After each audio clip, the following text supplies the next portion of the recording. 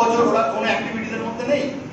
এইবার বুঝে গেছে যে সারা 2 বছর ধরে তো সৌমেন মুখার্জি আইনিভাবে প্রেসার করেছে, রামেশ্বর সিং সাংগঠনিকভাবে প্রেসার করেছে। চুপ করুন না দাদা, এই বিয়ে বাড়ি এসেছেন নাকি অফার করছেন আপনি? আমি বলেছিলাম চা বা কিছু করবেন না। মেন হচ্ছে যেই টাকা পাবার একটা সম্ভাবনা দাদা আমরা তৈরি করেছি, যে সিনিয়র লিডারগুলো আজকে বিরোধিতা করে, এরা প্রত্যেকটা গোপন আলোচনায় আমার সঙ্গে ছিল। এরা পরিষ্কার বুঝে গেছে যে কিছুটা টাকা তো এবার বেরোচ্ছেই, এইবারই মালগুলো পাল্টে ফেলে দিচ্ছে।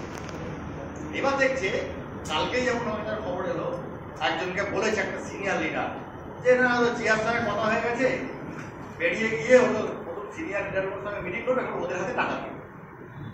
শুনলাম, ঠিক আছে, খুব ভালো কথা। তবে জিয়াকে মনে রাখতে হবে এটা কিন্তু 2023 সাল। যে মানুষটা রেডি করে ফেলেছিল যে 10 কোটি টাকা দাদা আপাতত দিচ্ছি, সবাই শুনে যাই কথা, আমরা জানছি না যে 10 কোটি টাকা দিচ্ছি, তাহলে এই প্রক্রিয়াটাকে আটকাচ্ছে টাকে। এইটা কিন্তু আজকের ডেটে একটা সব থেকে বড় প্রশ্ন দাদা। শুধু আপনাদেরকে যে রিকোয়েস্ট করছি, যদি মনে হয় এটা